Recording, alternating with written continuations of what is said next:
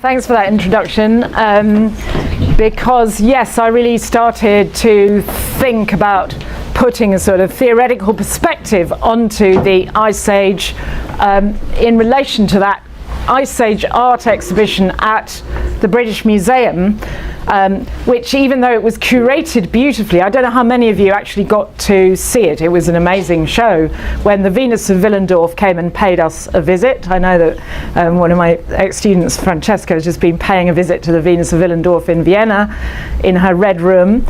But that show was placed in a context. They mixed the Ice Age artifacts and imagery and iconography in with modern art of 20th century, like Matisse, Picasso, various Modigliani, many of them nudes, and this was such a culture clash of the way that, you know, European male, overwhelmingly male, with their male gaze artists were viewing a female body as this very individualistic, separated and isolated body, compared to what I'm going to talk about in terms of the viewpoint and perspective on women in art of the Ice Age. Much of that art very likely having been created and curated also by women, although that is a subject of much debate. Okay, so I will be focusing largely on European Ice Age material, but in order to get to that and to be able to really have any ground to make any discussion and have any ground for theory about that, I need to go through Africa, because everything starts in Africa as far as we modern humans are concerned. Let's just start by thinking. I'm just very briefly going to run down a few markers of modernity. Here, modernity implies the behavior of modern humans, behavior that goes with becoming modern humans. But this is a rather old-fashioned and debated concept in archaeology. But I just wanted to show a timeline, and typically that timeline is, oh, you can't see it, can you? It's too low there. Let me, I know, I can just move. No, I'll just move that up. Ah, there you go. That's pretty cool. And now you can see it. There we go. A little bit more. So these aspects of modernity go back in Africa way before 300,000, even before we become modern humans, including the technology of blades, for artifacts that are twice as long as they are wide, and grindstones and pigment processing actually could go back more than 300,000 years. Specific microlith points, well, the microliths are a bit later, but shellfishing actually comes back more than that, about to the point of becoming modern humans, which happens between 200 150,000.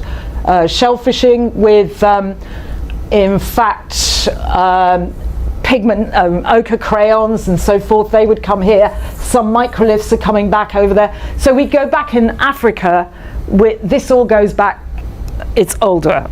Everything starts in Africa. Now, art, typically understood through a sort of European lens, is always thought of in terms of being on the walls, of being figurative art, or but anyway, certainly put onto walls. And is it really art before that? But of course, this is a European fixation, and we can be pretty sure that art starts on our bodies. The ochre record, which I'm not going to, or the pigment record, which is fundamentally red ochre, becoming ubiquitous in Africa from this stage onwards. I'm not going to say very much about ochre for the simple fact that it's just a default for our species. Wherever our species goes, ochre goes all over the place. It is the hallmark of our species, so it's kind of boring. It's just there all the time. So I'm only going to mention it in connection to other specific aspects of the artifacts. And things like worked bones, bone tools, again, going back in Africa, very, very light. So Africa is the beginning of everything. And the reasons for looking at Africa first are, if you have a good theory for the emergence of symbolic culture in Africa, then that is going to help you with any theory to explain what happens subsequently as humans move around the world, going into different environments, producing rock art or other types of art in those different environments. And secondly, in terms of, well, if we think of the European Upper Paleolithic, we don't have any European hunter-gatherers. There aren't any left. So there's none left to ask about what does this rock art mean? Can they tell us anything about it? But if you go to Africa, we still have Bushman cultures of very, very deep time cultures with concepts and cosmologies that bear upon the rock art record that is left in southern Africa. So we can, and people have, researchers have gone to ask Bushman hunter-gatherers, hunting people, not many of them are these days able to do any hunting, but hunting people about the rock art. So inquiring about the rock art through the lens of hunter-gatherers' very recent lived experience and their cosmology is obviously a worthwhile thing to do. Okay, just a rather old map and out of date, but it's meant to indicate the spread of symbolic artifacts. I'm again stressing Europe isn't the place it starts. I'm just wanting to remove any impression of being Eurocentric, despite the fact I'm going to be focused on Europe. The things that need adding, so there are key sites. So these are the beautiful bone harpoons from Katanda in Congo. They should be here. Very far ahead of the Upper Paleolithic, 90,000, 50,000 years before the Upper Paleolithic there. Ostrich eggshells being found in Tanzania, 70,000. There should be Blombos and Pinnacle Point down here. Basically any symbolic artifact is going to be 2 or 3 times older in Africa than anywhere else on the planet, okay? But we've also got obscured here, which ought to be added, Borneo and Sulawesi. I'll be showing you examples of the rock art from there. So that part of the world currently holds the title of oldest rock art by modern humans, because of course what ought to be added, we've got a few Neanderthal symbolic artifact sites here for the Chateau Perroni in the middle of France, but recently Spanish Neanderthals have been shown to be just so far ahead of the curve. 64,000-year-old rock art, which we'll have a look at, and further to that, cosmetic paint kits that reach back well over 100,000 years, equal in age to Blombos down here. The Neanderthals have an independent and parallel development in Europe. Now, I'm not going to talk much about Neanderthals. I'll show you a little of that, but I won't talk much about it tonight. It's a whole separate lecture to compare Neanderthals with modern humans, but there is a lot to be said about Neanderthals and modern humans. The very oldest burials, the very oldest ritual symbolic burials, Kafse and School at the gateway of Africa in Israel-Palestine. And we're seeing the red ochre that's part of, so those burials have loads of red ochre as usual, shell jewellery and grave goods of animal parts, so they really have the full whack of symbolic artifacts. There's Border Cave burial down here, which is also a symbolic burial, a little bit later than that. That sort of ochre, striated and ground ochre, is also marking some of the earliest entrance to Australia, which is happening Majebebe, 65, it's older than these dates, 65,000. So we have got symbolic artifacts going all over the place, well before the European Upper Paleolithic, usually taken to start in about 40-odd thousand years ago. Okay, so just a very few quick examples of the Southern African artifacts from the Middle Stone Age. It's red ochre. as usual, red ochre crayons. This is an Ollie Boomport example. Very honed crayons, which could be, maybe were honed to create powder from blood red hematite, or to create a point for design. This is the famous original engraved ochre. It's 4 shots of the same piece. The original engraved ochre block of hematite from Blombos Cave, right at the southern tip of South Africa. And you can see that engraved motif there. We're going to have a look at these geometric engravings. And this is a recent find recently published at Blombos, is supposedly the first drawing, which again is being done in red ochre. Red ochre was a substance of such value that it was hidden, curated, mined in these areas. Red ochre was the gold of its time. Okay, and it stayed as the gold of its time for a long time. So this is the first apparent drawing, supposedly. And this is 76,000, 75,000. This could be a bit older, still be a bit older. So it's in the region 100 to 70,000, these artifacts, twice as old as anything Upper Paleolithic. Associated for Blombos is this beautiful shell jewellery necklace of Nassarius shells. Some of these shells have been heat treated to create a reddish colour. So the colour isn't actually coming from like ochre on the skin of whoever was wearing it. It's been specially sort of heat treated into the shells. There are examples of highly similar shell jewellery right around from South to North Africa, in Egypt, in Morocco, and also from Shkul and Kafs just outside Africa. So this is in the time frame of, this is about 70,000 years, but some examples may go back 80, 90,000 years potentially. Another very interesting ritual site in Africa. This is an inland site in Botswana, Rhino Cave, in the Sodilo Hills, which is out of the flat plain of the Kalahari rises as these special little range of hills, which has a lot of ritual significance for Bushman peoples that live in their vicinity, including the Jintwasi. And Rhino Cave is actually named for a painting that is a later painting of a rhino, but what is so interesting about the cave is there are Middle Stone Age artifacts of the order of 70 to 80,000, and this extraordinary rock, which is a natural rock formation, but it is believed to have been modified.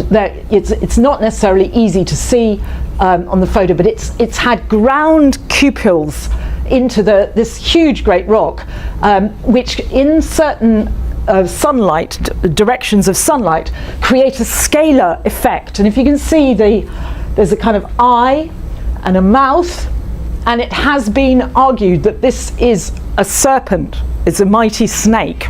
It's been talked about in that way.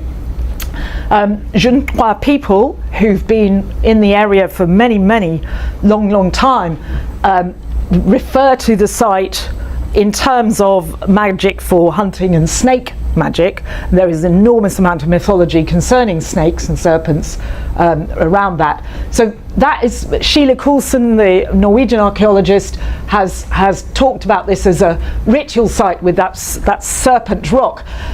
And she's found these extraordinary microlith spear points. Now they're extraordinary because they're made of a very special quartz that again has been heat treated to create a reddish colour, and then they've never been used. They've just been broken and burnt and destroyed deliberately. So these are ritualistic artifacts being somehow sort of sacrificed or destroyed. So she's interpreted it in terms of ritual rather than material usage. So this is a most extraordinary site as well, and it's in the order 70 to 80,000 years old, Botswana. So it's not just the seacoast sites, but interior of Africa, showing this ritual matter. Now it's incredibly difficult to date rock art in Africa, and almost surely there must be the first rock art in Africa. It's just we don't know where it is and we don't know how old it is. But the dating of the oldest rock art has come outside Africa as such. Okay, so now, what was I? Okay, so I'm going to talk about two models. I'm going to try and look through the lens of African hunter-gatherer experience and what is generated and expressed in rock art, and then apply that to the European the European record. And I hope, as Chris says, I'm going to have enough time for this. So I want to do a spot of Bushman cosmology and rock art very, very quickly, just introduce a few concepts there. And I'm going to use two models because I think they are the best models to use, and they're not necessarily contradictory. So I'm going to use the model that is characteristic of RAG, is the main model that RAG has used all these years. This comes from Chris Knight's Blood Relations, and it's just the basic explanation of the sex strike theory. Women, this is the model of lunarchy: waxing moon, ritual power; waning moon, relaxed ritual power; sex strike, menstruation, signaling no to marital relations, but being allied with brothers, and that is expressed through red ochre, menstruation, taboo, creation of the no by saying we are the wrong sex and the wrong species. Husbands can't possibly have sex with us because we've turned into animals, and we've turned into males as well. And so this is the phase of blood, menstruation, and then hunting can happen when the moon is getting brighter and brighter in the night sky. The waxing gibbous moon is the bright moon, which will give the hunters. Now we're thinking of hunting in the European Ice Age, going on mammoth hunts and such like. You need to have light in the sky right up to full moon. The moon rises at sunset. You get the moon all night. But of course, after full moon, no longer does the moon rise after sunset. You have darkness after sunset. Now we know from Tanzania that is the time when lions eat people, because people walk around foolishly after sunset in the darkness before the moon rises, and the lions or leopards jump on them. The European Ice Age was full of huge felines, saber-toothed cats and giant lions and carnivores ready to eat people. So people wouldn't be walking around foolishly either at the dark of the moon or just after full moon. So this is the time the hunt comes back. The hunt is brought back, the bleeding animals brought back to be cooked on the fire. Cooking fire, taboo. Taboos are all relaxed. The raw gives way to the cooked. The menstrual taboo gives way to marital sex. Flesh can be consumed, whether that is the flesh of women or the flesh of animals. In the original menstrual sex strike, women's flesh is identified with animals' flesh and women's blood with animals' blood. This is like the original totemic relationship. Okay, so this is our sex strike theory. And I'm going to pull out what is that telling us about what we would expect to see in Ice Age art. And then I'm going to be highly selective, obviously, about the examples I show you, but I will show you that it does help us get closer to it, get closer to some understanding of it. Okay, the great sort of revolutionary major hypothesis about rock art of the past, we're talking 40 years about this, is the so-called shamanic hypothesis by David Lewis Williams. And I do not think of this as opposed to female cosmetic coalitions or sex strike. It's got a lot to offer. It's given us an extraordinary insight into what's going on in the Southern African rock art, and then David Lewis Williams has himself moved from Southern Africa to examine the Upper Paleolithic and Europe as well.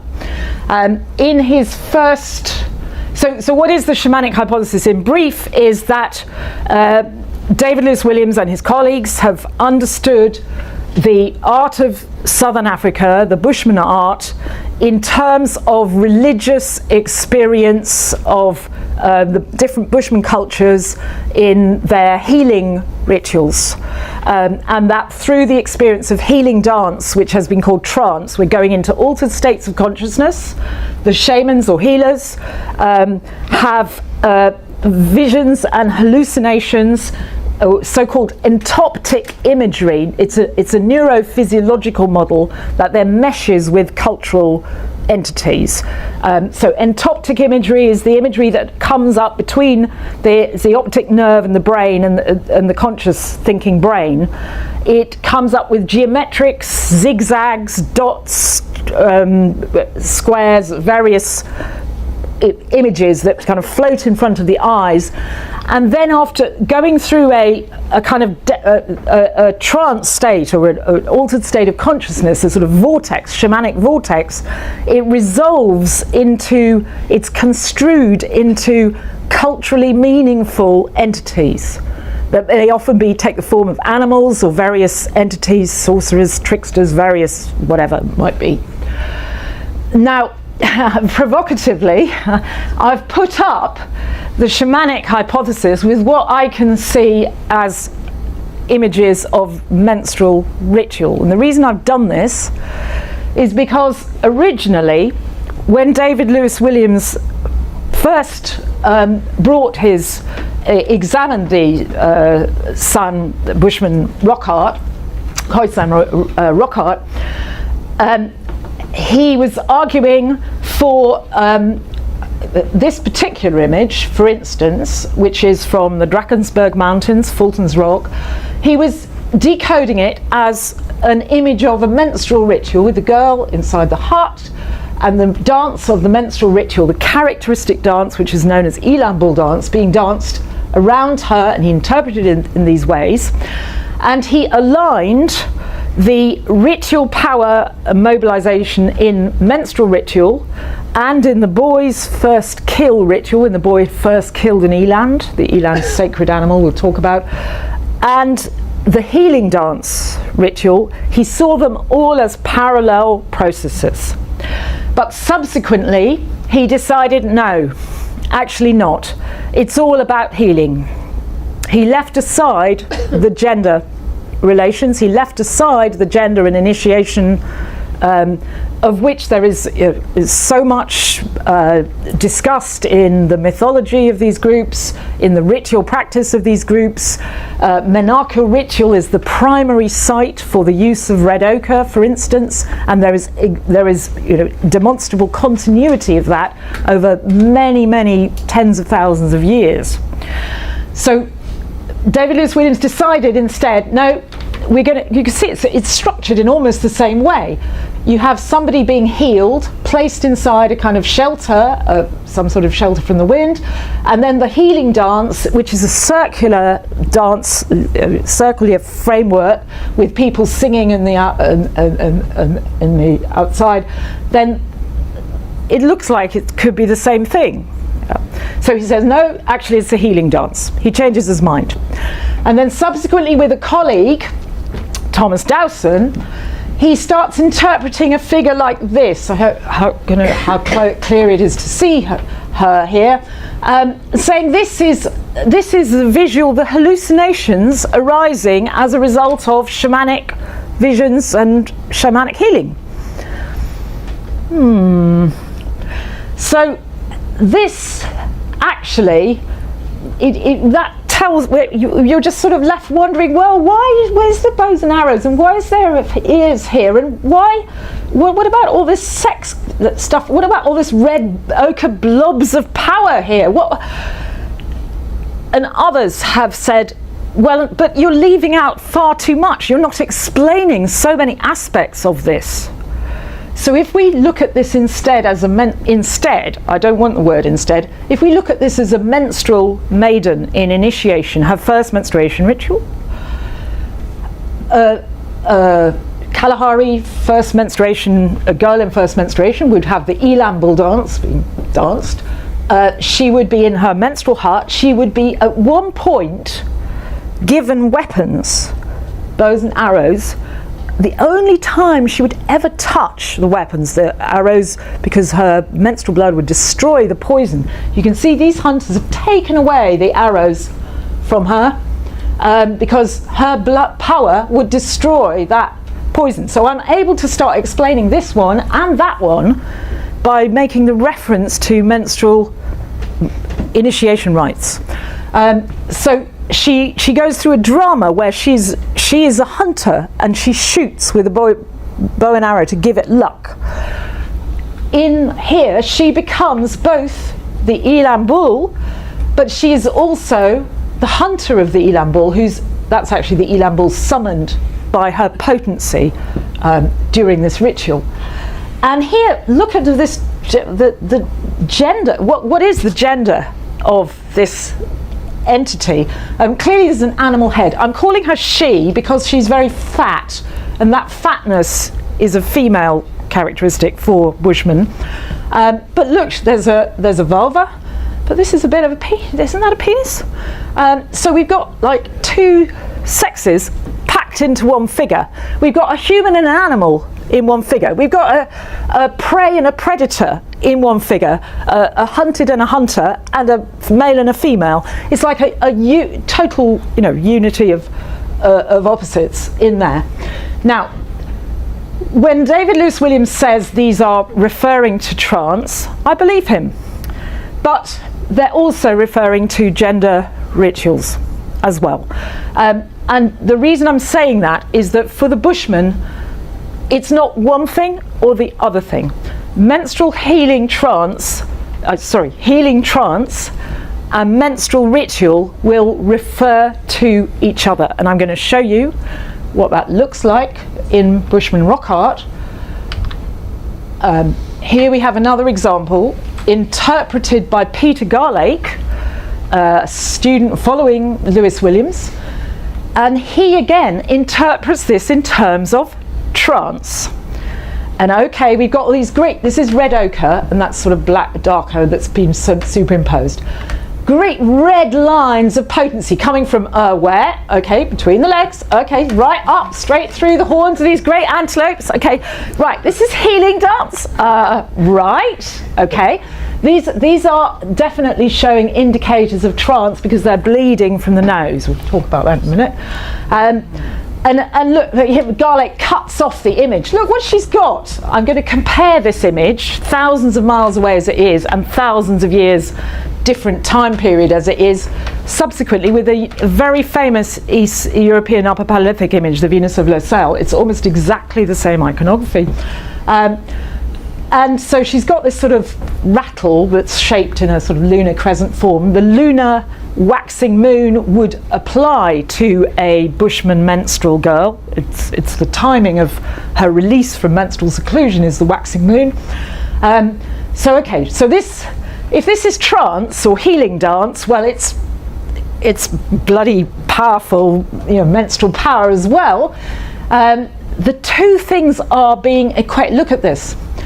There is the girl, that's her place, and she's always got a companion. She's never by herself. You get pairs of these beautiful fat maidens. They're lovely and fat, these maidens. And look what is here alongside her, deliberately alongside her. This is a trance healer. This is a shaman gone into a condition of, he's gone into what's known by the Junquas.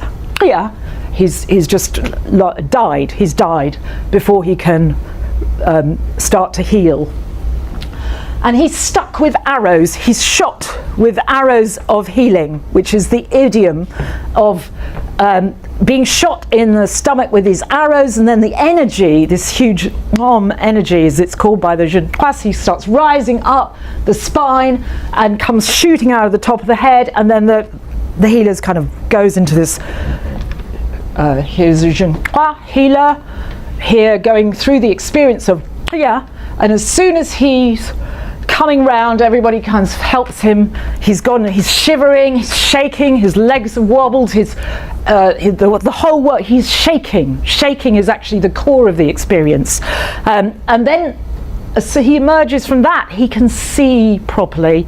He can see the illness, and he can start to pull the illness. He can start to talk to God about, let my people take this illness away. Talking to God in a very egalitarian way, not in any sort of pleading, worshipping way, in a very egalitarian way, insulting God, shaking the fist at so-called God.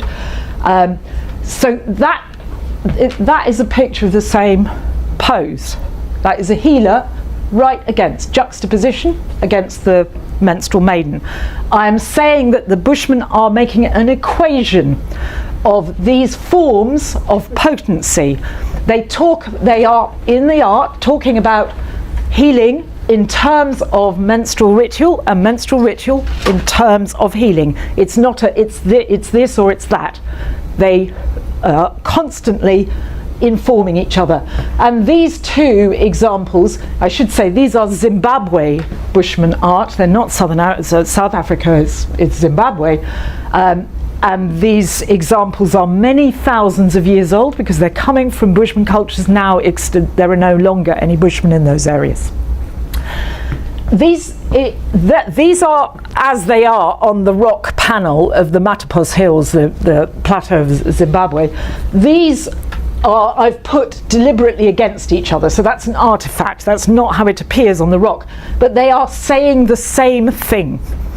We have this is the healer lying prone, right? It's a very small figure, you can't easily see it. And as people are transformed through the healing, the shaking and the experience, the extraordinary arousal that's going on in the arising of this potency, this energy of the healing, people are climbing ropes to the sky.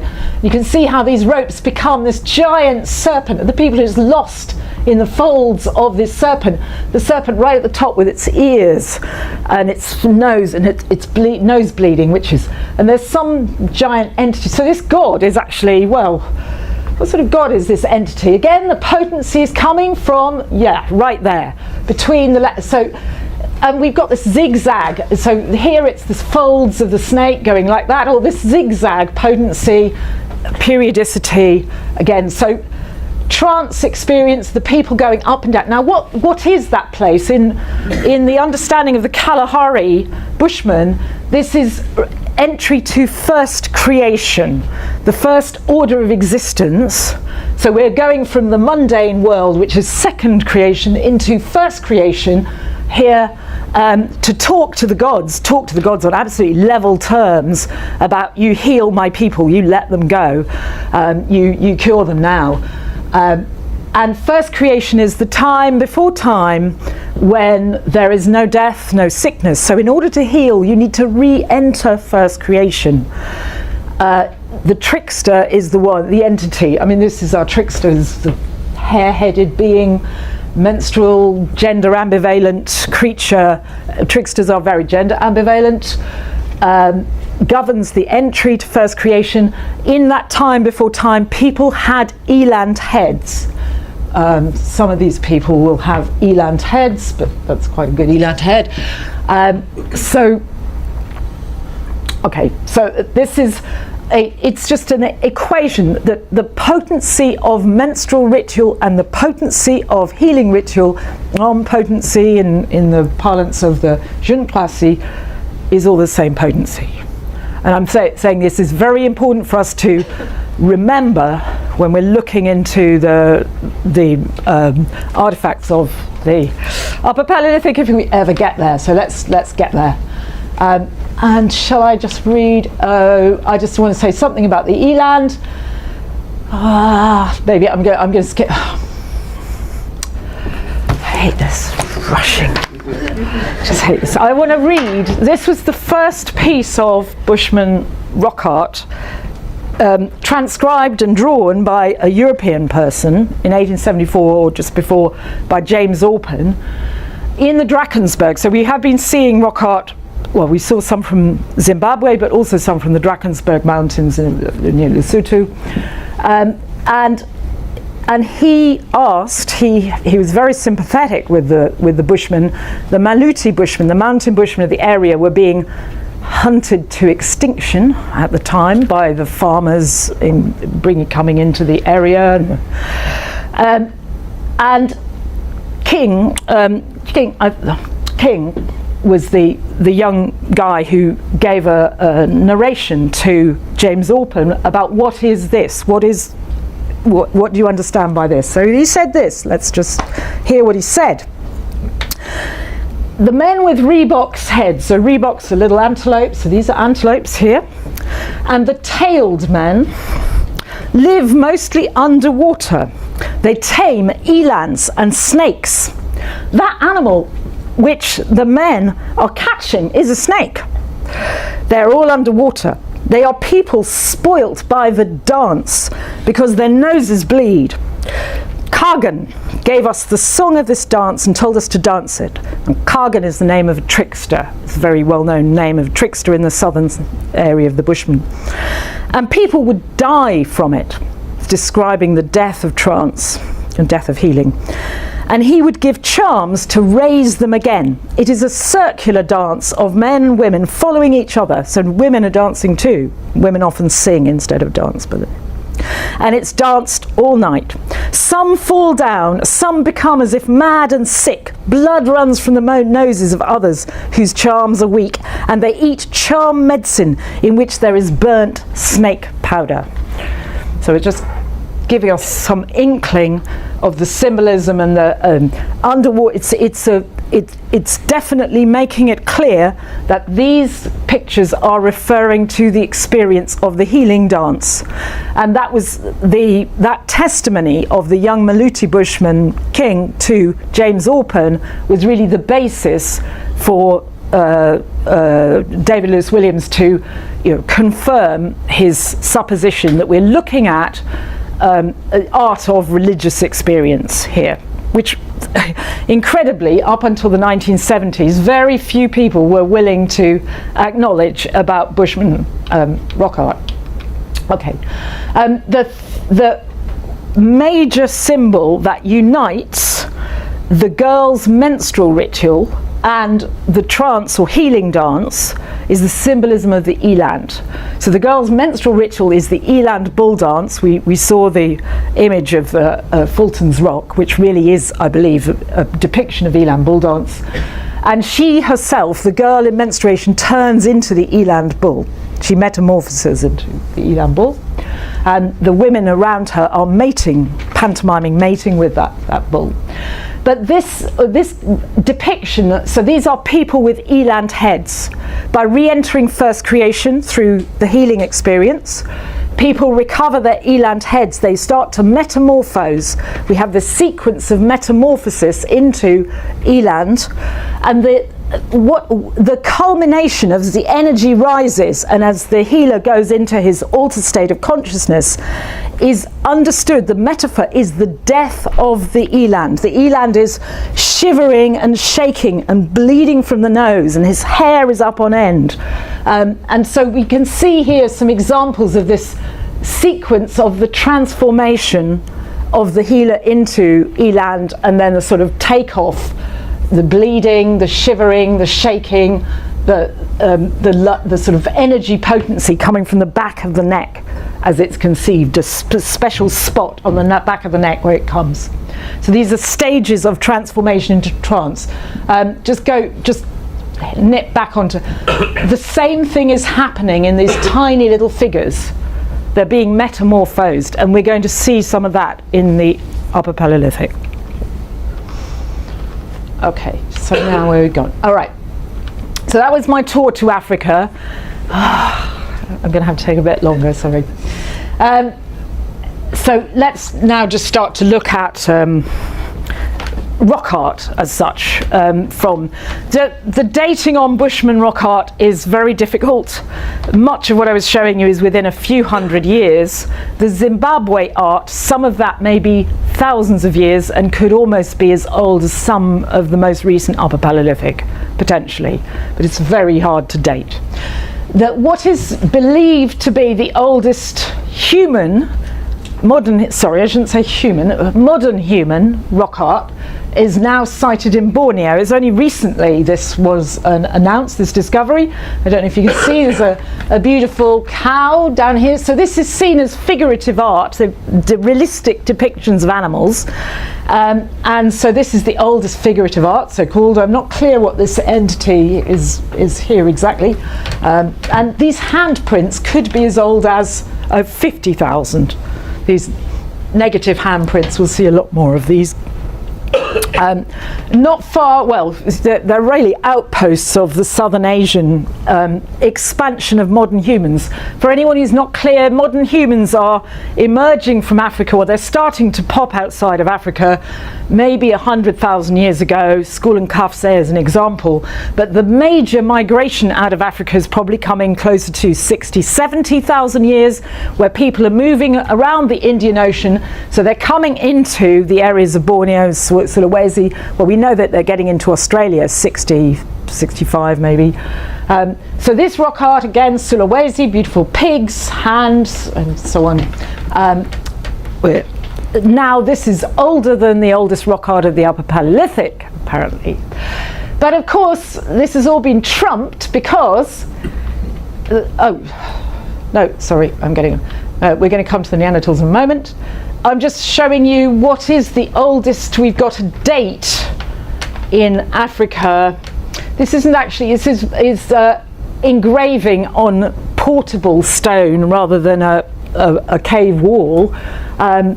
So Apollo 11 cave of Namibia with a date going up to 29,000. What's very interesting, just to mention, I'll come back to it, is the comparability of the iconography in the Apollo 11, because this is seen as a feline, a lion, and then has these human-like legs at the back. So this is, Lewis Williams, for instance, would immediately start thinking of it in terms of a therianthrope, a beast man, which would be indicative of going into the mode of a lion. A healer could become a lion and go across the desert. So this would be something shamanic. We have this beautiful, I'll show you more of this, the beautiful mammoth ivory from Germany. The date is not very far removed, 33,000 to 29,000. Again, a therianthrope, a head and a human's legs, the lion head and the human's legs. It's a very similar grammar. Okay, just a quick rehearsal of the main periods of the Upper Paleolithic in Europe, when we go to Europe. Roughly 40 to 10,000 years is the whole stretch. The first 10,000 years is mainly known as orignation. That's the industry, referring to the toolkits, the industry, from 40 to 30,000. And this is represented by masses of ochre, jewelry, masses of beads, burials, the sculpted figures. I'll show you lots of vulvas, so-called vulvas. We'll have a look. Chauvet Cave is the main star cave of this period. The Gravettian period, 30 to 20,000 years, the Venus figures, including pottery and textile examples emerging at that time. The glacial maximum, this is all Ice Age. The glacial maximum, the coldest time is 21,000 years ago, very cold. The Magdalenian after that period starts to get increasingly a little bit warm, the cold relaxes to some extent. The Magdalenian is the period of the great caves like Lascaux. I'm not going to really show that much of Lascaux, a little bit, but okay, so this is a modern human, Cro-Magnon, so-called Cro-Magnon. And modern humans believed responsible for all these industries. Worth mentioning, orignation jewelry. You can see the extraordinary variety. So this is the early phase of the Upper Paleolithic, extraordinary variety of jewelry. And that strongly contrasts to the fact that in Africa, the shell jewelry is amazingly similar for an amazingly long amount of time. North and South Africa, you won't get this kind of variety. This has been interpreted by Francesco Derrico and colleagues as indicative of a lot of little groups, little ethnic groups with their own little tribal boundaries and languages and badges of identity. Possibly so. Right, so this is the real surprise. I'm not going to say much about the Neanderthals, but first of all, the dating of these handprints, it's the Spanish Neanderthals that are just ahead of the curve. The dating of these handprints, El Castillo cave, northern Spain, is before modern humans are believed to be anywhere near, so they must be Neanderthals. And then came this fantastic bombshell of the La Pasiega imagery, which is actually a complex pretty close to El Castillo, 64,000 years ago, Neanderthal rock art, and some actually the first figurative art. I mean, this is animals, yeah, there's pig here, there's cow there, lots of red dots. I mean, Lewis Williams would have a field day with this as entoptic imagery, and strange spiritual entities. You could have a whole lecture on interpreting this one, but I'm not going to go down that path. Ladders to the. I'm not going to go down that path. I haven't got enough time here. But it's fantastic. You know, Neanderthals are doing it, and they are doing cosmetic kits and painting and shell jewellery at least as early as Blombos down in southern Africa. So they really have a parallel development. There's lots to say about the comparative kind of, they follow the same sequence. They get ochre first, shell jewellery and paint kits, and then rock art. They follow the same sequence of development that we do, just ahead of the curve. Okay, we're talking about modern humans now. We're going to have a romp through, it really will be a romp through, won't it? The first great painted cave of the European Upper Paleolithic, Chauvet, upwards of 30,000 years, for 33,000 years. There was some dispute about the date, but I think it's very strongly asserted now. With extraordinary, I mean, compared with Borneo and Sulawesi, these are just so beautifully sophisticated. There's paintings of animals in a way that's suggestive of the animal's movement and behaviour. It's quite extraordinarily beautiful. And the paintings have gone with the surface of the cave to have very 3D effects, often of the animals coming rushing out of rock clefts, as though those clefts in the rock are kind of the reproductive or totemic source of those animals. And there's a fabulous film that I really recommend if anyone wants to. Some people may have seen The Cave of Forgotten Dreams, which gives a beautiful detailed survey of Chauvet with Werner Herzog doing his thing, and it's all very good fun and really interesting.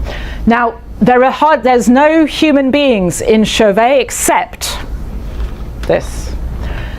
So we've seen the Lion Man for one, but this is our human figure of Chauvet. There are handprints in Chauvet, I should say, but the human figure is here, and this is in the most difficult to reach part of the cave, like deep inside, to actually arrive at that place, and it's quite difficult to get the sight of it, so that you actually see this effect, which is of, if it's not quite clear, that's the rock shape. And this is a great bison with its curvy horns and its leg, but look, that leg turns into the leg of a woman with very clear genitalia on there. So this is our female, this is our figure, our human figure, clearly therianthropic, absolutely clearly metamorphosing into an animal or out of being an animal. Okay. And then of course at the same time period, I'm just repeating the beautiful lion human, again the therianthrope, interpreted as shamanic in the emblem of shamanic experience, the beast man, the lion man. And there we have woman and bison. It should be pretty clear that the eland, which is a giant antelope, a great antelope that belongs to Africa, doesn't exist in the European Upper Paleolithic, but I'm going to pretty much demonstrate that the bison is playing the role of the eland in the Upper Paleolithic, for women especially. Okay, so from Germany, so that was that was Chauvet, south of France, and Hohenstein-Stadel, close to Cologne. Vogelherd is also southern Germany. These beautiful ivory pieces, so they're really small, that's centimetre scale. These are really small, beautiful little fit in the hand pieces. Notice the motifs, the geometric motifs here. Every one of these, the beautiful horse has little motifs on his saddle back there. The lion head, these diamond-shaped cross-cutting. It is reminiscent, highly reminiscent of the geometric engravings that were in the Blombos hematite on the red ochre in Blombos. Though many people who are archaeologists of the European Upper Paleolithic will say, oh no, you can't bring stuff in Africa to talk about. Why? Okay, why not? You can if you've got a strong enough theory for it.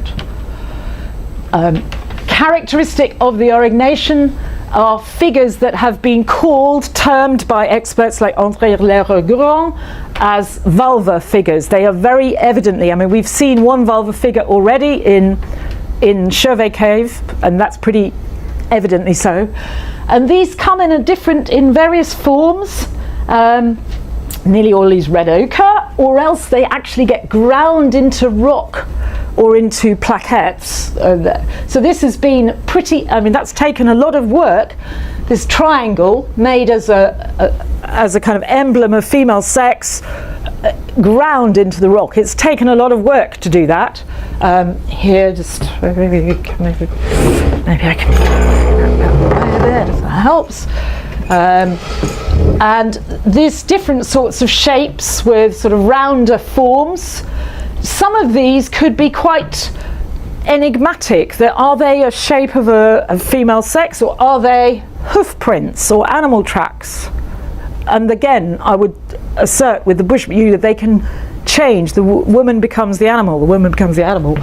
And here, so this is La Pharisee. These are mainly French examples in the early Aurignacian, and we've got this sort of diamond shape in amongst the legs of an animal. So the identity, female sex to animal, being constantly reiterated. There is a lot of this going on in the Aurignacian. All right, so let's have a look at our Venuses to start with, and then I'll just bring up some predictions. Any chance to get through all this? One of the very earliest Venuses, I think this is Austrian Galgenberg, over 30,000. Most of the Venuses are Gravettian after the 30,000 mark. This is actually made of a schist, so it's a kind of rock, it's a kind of stone. And here is probably the oldest to date, the magnificent Hohler-Fels Venus, something like 35,000, even older. It's right at the beginning of the Aurignacian, this one. You can see the centimetre scale. Again, you can put her into your hand. She's been carved from mammoth ivory. She's some sort of pendant, because her head is gone, lost her head, which could be an expression of healing or trance experience. But there is so much detail in this tiny figure. There's so much power associated to her reproductive attributes and maternal attributes, of course. But look at all the marking, the grooving, the chevron marking. So much attention to details and effort. How much time has been put into this tiny figure? Enormous amount. And little doubt about the focus of energy and power in this figure. So we're now coming down to some of the better known, the famous Willendorf that Francesca recently visited. And again, this is a tiny figure made of again an ivory, and the details, the specific details, with such effort. These are tiny, these details. And on her little arms are little jewelry bracelets, and then the detail of her coiffure, her hairdressing. So the emphasis on, it's not nakedness, she's been dressed in very special ways. Yeah. She was, and of course there are traces of ochre associated to her. I should keep mentioning that because I keep thinking, oh, ochre's boring, but the ochre's there all the time. So she's about 25. Frances, what's the latest date they're giving? 25, 26? More than that? 26, thank you. Dolní Vesnice is an extraordinary site. I'm not going to have enough time to talk about.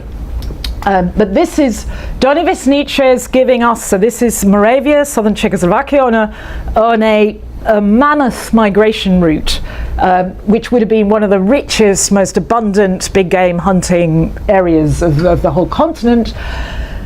This is baked clay, this is fired clay, highly fired pottery. So this is our earliest real examples of pottery. I mean, this is very old, 27,000 BP, before now. And there are also examples of textiles from the cultures, the Moravian cultures. So this is really very naked, unusually naked, this Venus, but she's still got details of the eyes and so on. Kostianki, Ukraine, again, you've got these little bits of itsy-bitsy textiles. These cultures were generating textiles, plant-made textiles, could also be leathers, obviously, as well. But these are kind of delicate, lingerie-like ritual apparel of something of that nature, and archaeologists like Olga Sofa have argued that these are probably a woman originating industry of these textiles, and that they are being celebrated, the skills and the beauties of these textiles are being celebrated in these figures, with these figures at different reproductive phases. Even though she may look as though she's pregnant, I would be very wary of that interpretation, because the fat, potent figures of the Bushman artists are often referring to menstruating maidens. So potency and fatness may not literally represent pregnancy. They certainly represent fertility, I would argue. But and again, the hairstyles, we get many more examples. Le Pugue, incredibly, so that's the back of the Le Pugue from France figure. With this is ambiguous. Is that a skirt, like a pubic apron, or is it a reference to flow, or both of those things going on? Or is it the delicate textiles being referenced again? Beautiful, clean lined mammoth ivory, and extraordinary. I'm going to show this figure again for the issue of gender in just a minute. More examples from France, the beautiful hairstyles and coiffure. So this is going repeatedly, that these Venus figurines, looking at more than 200 examples analysed across Europe, right from France right the way to the Urals, Ukraine and the Urals, they have this exquisite detailing of decoration, cosmetic apparel, ritual apparel, jewellery, beautiful hairstyling being emphasized. So they're not just naked figures. Now, of course, some people, some not very imaginative, usually male archaeologists, have tried to argue these are pornographic, though they have not referred to the hunter-gatherer record, ethnographic record, that gives them any justification for doing so.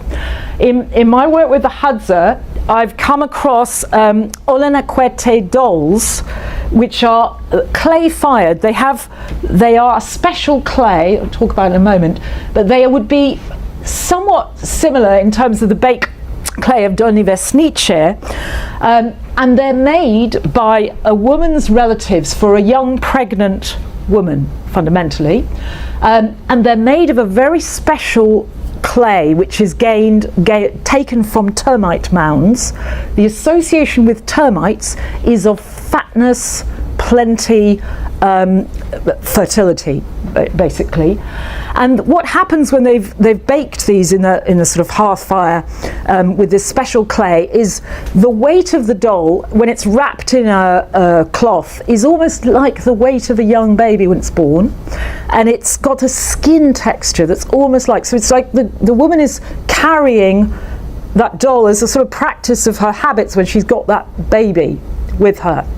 And there is a special naming of that entity, that unacquainted doll, with a name of a relative who's going to be likely to become the name of the child.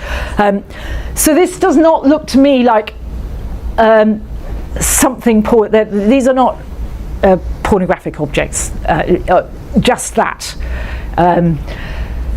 I would think of them in terms of objects that associate to women's rites of passage, whether they be menstruation or whether they be rites of passage connected with childbirth or other reproductive stages. And it's as if they are making like an immediate, that moment is being kind of crystallized or into stone, into ivory. That moment of the ritual action, the ritual activity is being, ossified into that moment and made permanent. So it has obviously some great importance. I would argue that this is mainly women's curation and creation. Even if you did acknowledge that men were partly responsible for making these objects, it's still talking about sex strike, isn't it? Because men wouldn't be busy making those objects if they had actual women to get their hands on. This is probably my thought about it. But the places that most of those Venus figurines have been found are often in domestic fire pits, which indicates that they're spaces where women basically are kind of in control and would not really be places where men would likely to be playing with sort of erotic fantasies necessarily. Okay, I'm going to, how far, I'm going to run till 8 o'clock, Chris. I'm going to try and gallop through till 8. That's a very rare exception we made. I'm really sorry, I've packed too much in here. This should actually be 2 lectures and then it would work. Yeah, but it mustn't go great because everyone wants to have a go. Yeah, okay. Yeah, I bet they do. Okay, so I'm now going to start to try and really interpret this, and then I'm going to run and burn a few images, and I'm just going to gallop through. If we take female cosmetic coalitions or sex strike as our basis for a lens for looking into this material, we've already had a bit of a go at it. I just want to sharpen it up a little bit and make, what would we predict? What would we expect to come out of the Upper Paleolithic art? We would expect a focus on reproductive potency. I think we've seen that with Hohlefels. Reproductive potency is the first ritual potency. We would expect coalitions. You might argue that those Venus figurines all look as though they're by themselves. They are very individualistic and personalised, and they could represent a woman herself in the course of the rite de passage. But think of the decoration that's gone into them. They're quite clearly referring to women who have allies who have been participating in those rituals. Okay. So coalitions must be part of the story. Women are linked to game animals, must be identified with game animals. And the production of flesh, women's production of flesh and men's production of game animals are magically intertwined. Amongst the Hadza, if a woman menstruates, she shoots a poisoned arrow. When her husband tracks game, it's as if it's during the pregnancy. It affects the pregnancy of his wife. When the big game is killed, it's like childbirth. The phases of reproduction are equated to the phases of production. They're parallel and intertwined and magically affecting each other, those processes. We expect the cosmology to be lunar, without a doubt. It will be lunar and menstrual. How do you represent the other world if you're coming out of the sex strike model? You could use abstract geometrics, because that is not referring to anything. We don't have abstract geometrics in the way we have normal sort of pens and bottles and we have palpable things. Abstract, formal repeated motifs would be indicative of ritual repetition. Therefore, it's the other world. Okay. Or you create impossible monsters. You become the wrong species. You become a beast person, a therianthrope, you become a person with an eland head or a bison head or a lion head. And this is really important for discussing the gender relations of the Upper Paleolithic. You fuse both sexes into a gender of power. So when you are in the mode of ritual power, you possess the aspects of the other sex. I'm going to really go to town on that. I've got to show this one. I think we've seen some of the examples of that one. So I'm just going to really prove it. What sexes have we got on display here? These are Venus figurines. So what do you reckon? Here, yeah, there's a lovely Venus figurine, nice little bandeaus and itsy bitsy lingerie and so forth. Oh, look at that one. What does that look like? Yeah, it's pretty female, bit of a bulge, but I mean, you know, what is that? This one, nice tits, but oh wow, what about the rest? We'll come to the tallies later. These beautiful examples from Mezhin in the Ukraine. So this is Donivesnich, this is Kostienki, Ukraine, this is Mezhin in Ukraine. Formal, abstract motifs, patterning, repeated. And what is it? That is a female shape, the buttocks, but also, is it female? Is it male? Mezhin, look at the how small that is, but that's the centimetre scale, so it's like a hand. Look at the abstract, beautiful creation in ivory, and there's just so clear. Donivesnich, the Czech site, testicles or tits? I don't know. What's the date on this? What's which? Date? They're in 20,000, or the Ukraine sites will be. There's a Gravettian. There'll be. Yeah, I think it's 20,000. I think right. So it's like height of Ice Age kind of area.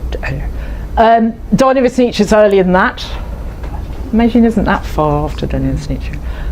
It's 27,000. I mean, again, spread leg figure, female, but is it male, female? The gender ambiguity is just, yeah. And now I'm going to absolutely prove it because it's actually referred to. These are Venus figurines called falliforms. Hey, yeah, right, okay. So what is going on? We have this I hope you're appreciating the extraordinary sophistication of gender construction amongst hunter-gatherers here.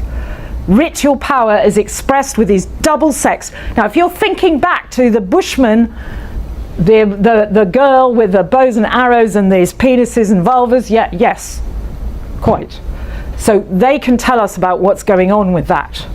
And we've got these examples. These are French and Italian examples. I mean, these aren't quite big enough to be dildos, I don't think. But they could be, I don't know, you know, size doesn't always matter. So, Venus of Lausel, very famous piece, 25,000 years old, rock shelter of Dordogne, bas relief. She was rubbed all over with ochre, ochre is quite interesting, I suppose. And she has this horn with the enigmatic 13 notches. I like number 13, we can discuss that later. Some have called it, Laragoron first called it a bison horn, but actually it might be an ibex horn. But again, female identity of the animal, the 13 notation we could talk about, the reproductive potency of the... Now, but I wanted to say about the Venus of Lausel, even though she is thousands of years, so she's 26,000, and she is thousands of miles away from the girl, the Zimbabwe maiden who had the rattle, the lunar crescent rattle. We actually have the iconography is so similar. It's such a similar grammar in these imagery here that I think is something to think about. But the other theme I wanted to bring out was this identity of women. It's not eland in Europe, it's bison. So these are sketches from Laragoron. He's taken that as bison horn, which may be, but this is one of the most famous sequences, the famous femme bison, the women bison from Peshmerl cave. And we talked about the metamorphosis of the Gila into becoming an eland, the dying eland. Here we have the metamorphosis of bison to woman, dancing woman. So it's with the eland, what is so special about the eland is its fatness. The male eland has huge fatness that is the ultimate desirable prey animal that's so important. The fatness is the shoulder of the flesh shoulder of the bison, which becomes the buttocks here, as the woman is the dancing woman in the. So this is a sequence of metamorphosis of transformation. Another amazing bison down here, guarding, like the bison is pawing the ground and about to charge at anybody who tries to approach these beautiful female coalition here. And Isteritz, I'm going to show you this in more. This is Isteritz, but let's just have a look in real detail.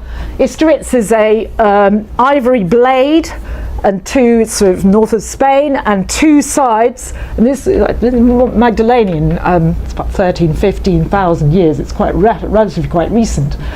So on one side is evidently, there's no head there, but breast, pregnant belly, arrow in the buttock of the woman, and the other side, and the woman's being pursued by a beast-headed individual, and the other side is the bison with the hair up and the arrows in the fleshy shoulder. So woman's buttocks, fleshy shoulder, bison, woman, one side and the other side.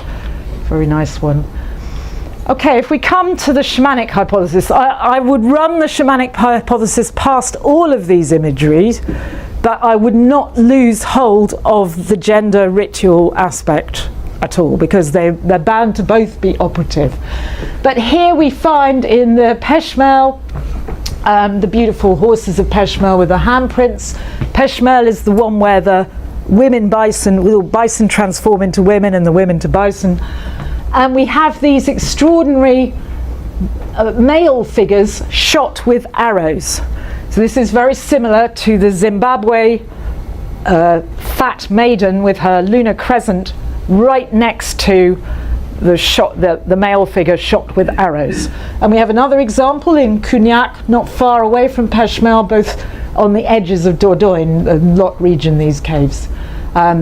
So there is plenty. I'm going to skip the chiefly rank bit. That's an image from the very insides of the Lascaux, the very famous Lascaux cave. And again, I'm going to compare the bison to the imagery of the eland in the San Rocard.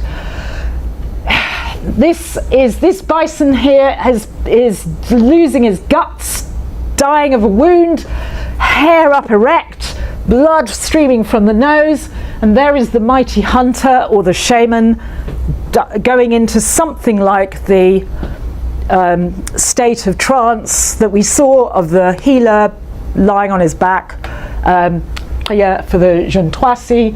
So we're again seeing the equation of the healer with this dying of the bison, of the mighty bison, the mightiest animal of the cosmos. As far as the San are concerned, the eland is the mightiest animal of their cosmos. What does the bird represent? Who the heck knows? You tell me. I mean, what do we know? We're looking at a very inside the middle of Lascaux, like you would, to get into the pit of Lascaux, it's like the advanced stage of a sequence of initiation ritual. So we would expect this could be some esoteric shamanic initiation, possibly. The smudge on the male figure, it looks like an erection, no? Yeah, very yes. That would definitely be, because that would be part of the experience of the healing. They go to, yeah, definitely. And that's part of the expression of potency, yes. So I can talk about that. The bird is the other world. The bird is, what could it be? It's talking about the other world, talking about the bird. So this is deep inside, deep in a pit in the cave, but it's flying out. I'm making it up as I go along there. But I can tell you about the bison, but I'm not sure about the bird. You tell me. But it's magic. It is not a literal. This just make it clear. It's not a literal scene of hunting or anything like it. It's depiction of some form of shamanic experience or initiation that would be given to young men as they're going through. This is probably very male oriented. Initiation. I haven't got time to talk about the lunar calendars, lunar notations, Alexander Marshak's amazing work. This comes from Donny Vesnice. So yeah, the lunar calendars and the lunar cosmology. This is late Magdalenian. We're nearly finished. This late Magdalenian, because I want to get to the last image. And where the Venus figurines were intensively curated, produced an extraordinary fine detail that was very individualistic, way back, this like 10,000 years before these figures, these late Magdalenian figures, we're finding a sort of iconography which becomes like a shorthand. It's almost like writing, so that, okay, we can see this is clearly a female figure with the narrow waist, bulging buttocks, bit of a tit, and the hands in their dancing mode. But then it becomes this very quick straight line, buttocks. Just that to indicate woman. And here Alexander Marshak was analysing this notation, and I can talk about him a bit more in the questions if anyone wants to know. And he's looking at this, so horse here rather than bison, we got a wounded animal, and the line, this is a picket line of females. They don't look like females, but that's the logical analysis here. Line, curve. Possibly the direction of the curve is indicating something about reproductive state, maybe pregnant woman, not pregnant woman, possibly. So that horse is under charge of that picket line of females in some way. Beautiful from the Gunnersdorf near Cologne, southern Germany, dancing coalitions that have been carved into fairly soft limestone plaquettes. And again, it's easy to do it because the iconography is now incredibly simple, but you've still got all this detail of the abstract motifs, the geometric motifs, to indicate ritual power, moving to the other world.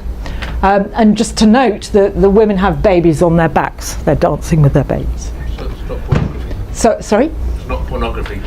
Yeah, that's not pornography doesn't depict women with babies on their backs, really. Okay, my finale is these extraordinary ritual plaquette.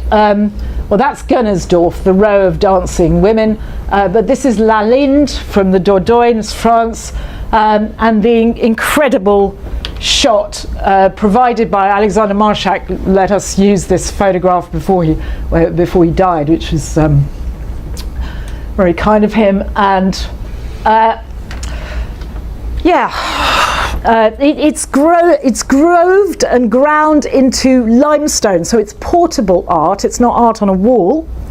This is speaking much more of being inside a women's ritual context. And Alexander Marshak made a very close examination of the ways the marks had been made here, and how had they been made all at once by one person, or were they being repeated by different people at different times. And his argument was that there was a ritual time factoring, that the grooves here had been repeatedly made over many sort of layers of time, layers of occasions, ritual occasions. I'm leaving it to you to make interpretations. How do we interpret it? It's quite clear where the reproductive potency, the power, these are like energy sockets of power being linked up together. And if you go back to the actual plaquette, we have more than one dancing female there, but that detail from Marshak is just showing what that really is saying. Very final, just wanted to say we're looking at these images. That's why these almost have the quality of Matisse drawings. They're just so. That's why you can sort of forgive them for bringing the Matisse into the Ice Age art, because you can see this kind of thing. There's a rejoicing. We're talking about images from the height of the Ice Age, where people are rejoicing in their luxury of being able to sort of lie around naked. There would be a whole story to tell about this imagery from Gabillou as well, but I'm not going to have time. But just to note the grid patterning and the very overt figurative drawing of a woman as if ready for childbirth and potency, reproductive potency. That's enough. Sorry, yes.